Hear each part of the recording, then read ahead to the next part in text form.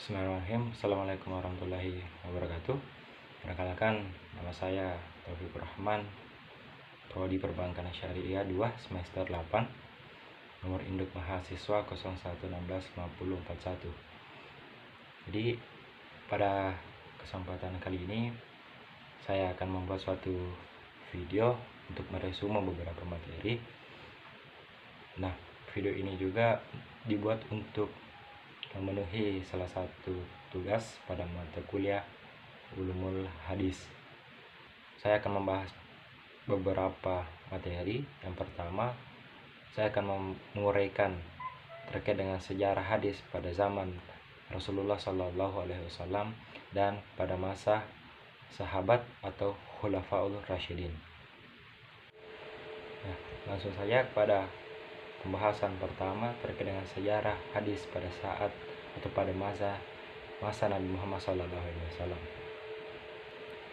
Seperti yang kita ketahui bahwa hadis merupakan salah satu sumber ajaran Islam, karena hadis adalah segala sesuatu yang disandarkan kepada Nabi Muhammad SAW. Nah, mengenai kapan munculnya hadis ini, terdapat perbedaan pendapat terhadap beberapa kalangan. Nah, menurut ulama hadis itu segala sesuatu perbuatan, perkataan, dan ketetapan yang dibuat oleh Nabi Muhammad SAW.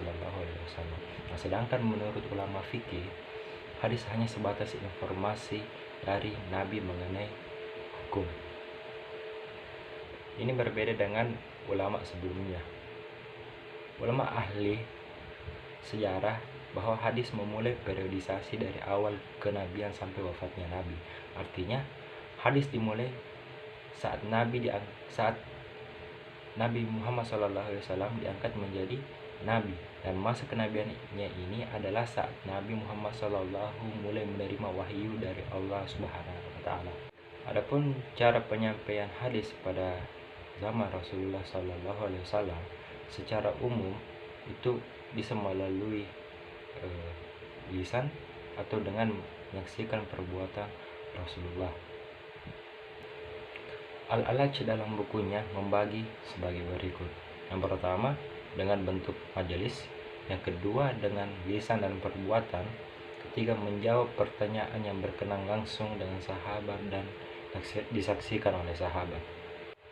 Nah, yang kedua hadis pada masa sahabat atau Khulafaul Rasyidin. Periode ini disebut sebagai zaman kehati-hatian. Periode ini terjadi pada zaman Khulafaul Rasyidin atau zaman sahabat besar, yakni dimulai sejak wafatnya Rasulullah sampai berakhirnya pemerintahan sahabat Ali bin Abi Thalib. Secara umum bahwa pada hadis pada zaman sahabat Nabi, kalangan sahabat sangat berhati-hati dalam menerima dan meriwayatkan hadis. Hal ini dimaksudkan sebagai upaya untuk menjaga kemurnian Al-Quran agar tidak dicampur baurkan dengan hadis, dan juga untuk menjaga orisinalitas hadis itu sendiri. Selanjutnya kita melangkah kepada bagian kedua. Saya akan menguraikan materi terkait dengan pembukuan hadis pada abad kedua Hijriah sampai saat sekarang ini. Adapun pembahasan pada materi ini, yang pertama pembukuan hadis pada abad kedua Hijriah. Periode ini disebut sebagai masa penulisan dan pertatwinan atau pembukaan hadis. Periode ini dimulai pada masa pemerintahan Bani Umayyah angkatan kedua, mulai Khalifah Umar bin Abdul Aziz sampai akhir abad kedua Hijriah, menjelang akhir masa dinasti Abbasiyah angkatan pertama. Pada masa ini dikatakan sebagai masa penulisan dan pengkodifikasian hadis secara resmi, dikarenakan instruksi khalifah dan beberapa perihal yang menjadi latar belakang tercetusnya kegiatan tersebut. Pada pembahasan kali ini akan memuat pembahasan terkait latar belakang pengkodifikasian hadis pada abad kedua Hijriah. ciri-ciri penulisan hadis pada abad kedua, sampai kegiatan penyaringan hadis terhadap riwayatnya yang dianggap palsu. Adapun latar belakang Khalifah Umar bin Abdul Aziz mengeluarkan instruksi untuk membukukan hadis. Yang pertama, Al-Quran telah dibukukan dan telah tersebar luas sehingga tidak dikhawatirkan lagi akan bercampur dengan hadis. Yang kedua, telah makin banyak para perawi atau penghafal hadis yang meninggal dunia. Bila keadaan demikian terus dibiarkan, maka dikhawatirkan akan hilangnya hadis dalam bagian dari agama. Nah, dan yang ketiga, dari Islam yang semakin meluas. Peristiwa-peristiwa yang dihadapi umat Islam semakin luas dan begitu kompleks. Hal ini berdampak pada perlunya hadis Nabi sebagai petunjuk di samping Al-Quran. Nah, dan yang keempat, pemalsuan hadis yang semakin mengkhawatirkan. Bila keadaan demikian terus dibiarkan, maka kelestarian dan kemurnian ajaran Islam dapat terancam. Maka diperlukan langkah pencegahan dan salah satunya dengan cara membukukan hadis, yang sekaligus dapat menyelamatkannya dari pengaruh pemalsuan hadis. Nah, selanjutnya pada poin kedua, pembukuan hadis pada abad ketiga Hijriah. Di periode ini disebut sebagai masa pemurnian, penyihatan, dan penyempurnaan.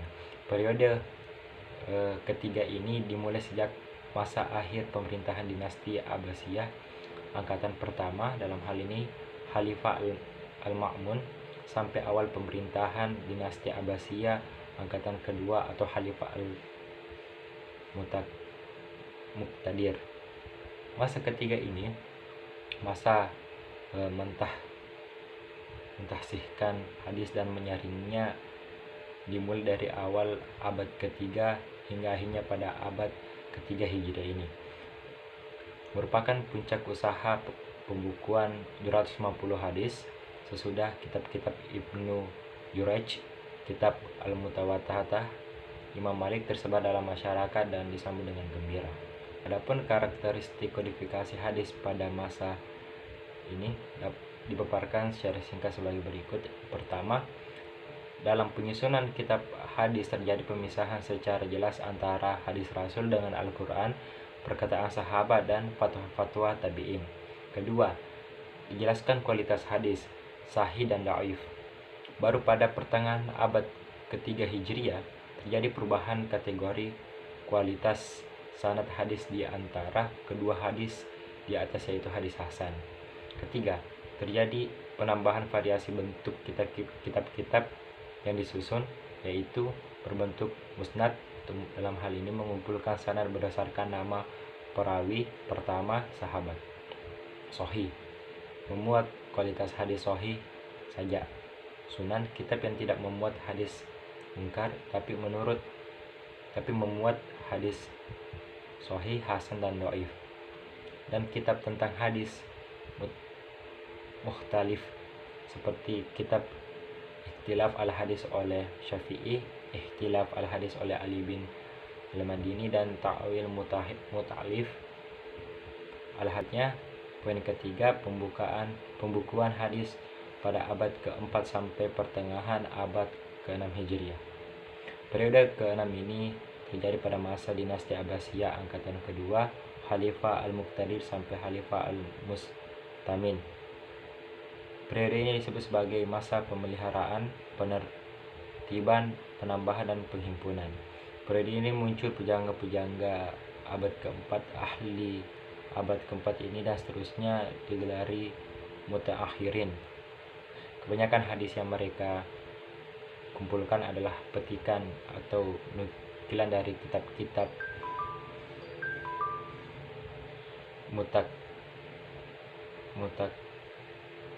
mutakaddimin. Itu sedikit saja dikumpulkan dari usaha mencari sendiri kepada para penghafalnya. Kesimpulan pada bagian kedua ini bahwa pembukuan hadis pada abad kedua Hijriah sebagai masa penulisan dan pengkodifikasian hadis secara resmi dikarenakan instruksi khalifah dan beberapa perihal yang menjadi latar belakang tercetusnya kegiatan tersebut. Pembukuan hadis pada abad ketiga Hijriah, masa mentasihkan hadis dan menyaringnya dimulai dari awal abad ketiga hingga akhirnya pada abad ketiga Hijriah ini merupakan puncak usaha pembukuan 250 hadis. Periode ini muncul pujangga-pujangga abad keempat, ahli abad keempat ini dan seterusnya digelari mutaakhirin. Hadis yang mereka bukukan hadis pada abad keempat yaitu mengumpulkan petikan atau nukilan dari kitab-kitab mutakalimin. Itu sedikit saja yang dikumpulkan dari usaha mencari sendiri kepada para penghafalnya. Pada masa ke-6 sampai sekarang pembukuan hadis semakin berkembang dan banyak ahli-ahli hadis yang menyebarkan hadis. Nah, selanjutnya bagian ketiga, pengertian sejarah perkembangan cabang-cabang ulumul hadis. Yang pertama, pengertian ulumul hadis. Ulumul hadis adalah istilah ilmu hadis di dalam tradisi ulama hadis. Ulumul al-hadis terdiri atas dua kata yaitu ulum dan al-hadis.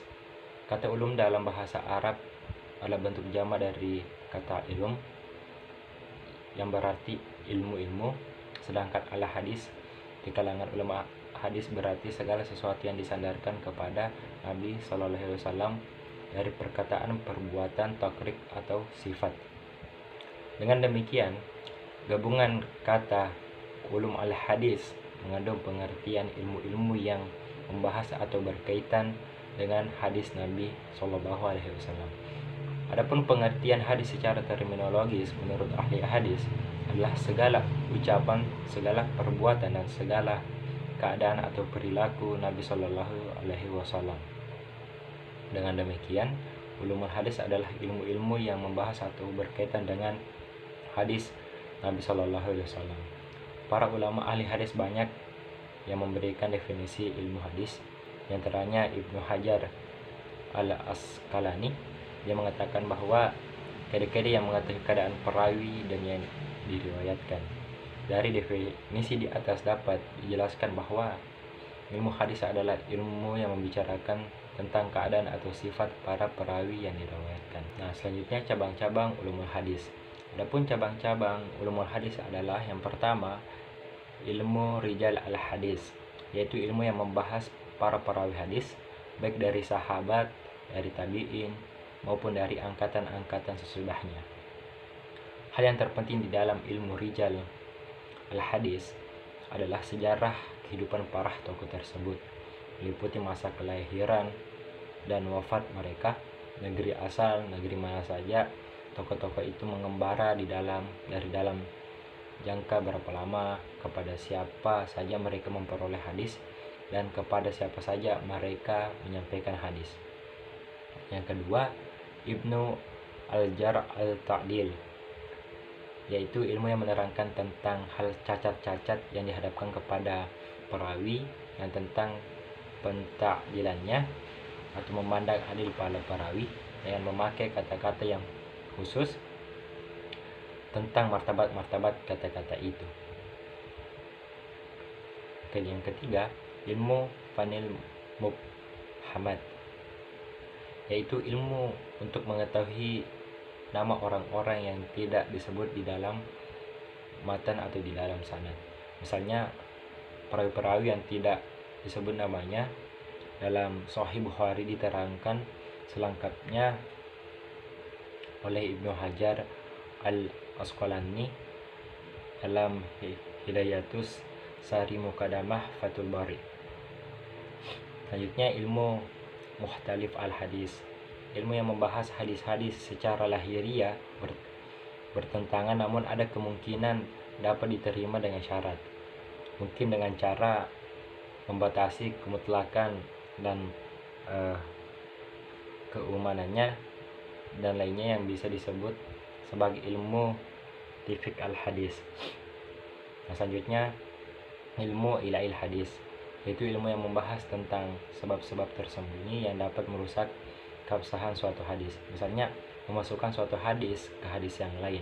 Ilmu yang satu ini menentukan apakah suatu hadis termasuk hadis dhaif, bahkan mampu berperan penting dapat melemahkan suatu hadis. Selanjutnya ilmu gharib hadis, yaitu ilmu yang membahas dan menjelaskan makna kalimat yang terdapat dalam matan hadis yang sukar diketahui atau dipahami maknanya. Yang kesembilan yaitu ilmu ashab urut al-hadis, yaitu ilmu yang membahas sebab-sebab Nabi Shallallahu Alaihi Wasallam menuturkan sabdanya dan masa-masanya Nabi Shallallahu Alaihi Wasallam menuturkan itu. Seperti dalam Al-Quran dikenal adalah ilmu ashab al-nuzul, di dalam ilmu hadis ilmu asbab urut al-hadis, dan yang terakhir ilmu mustahalah ahli hadis, yaitu ilmu yang membahas. Nah, mungkin hanya itu yang bisa saya sampaikan pada kesempatan ini. Jadi saya memohon maaf atas segala kekurangan dan perkataan saya yang mungkin terbelit-belit. Dengan ucapan sekian dan terima kasih. Assalamualaikum warahmatullahi wabarakatuh.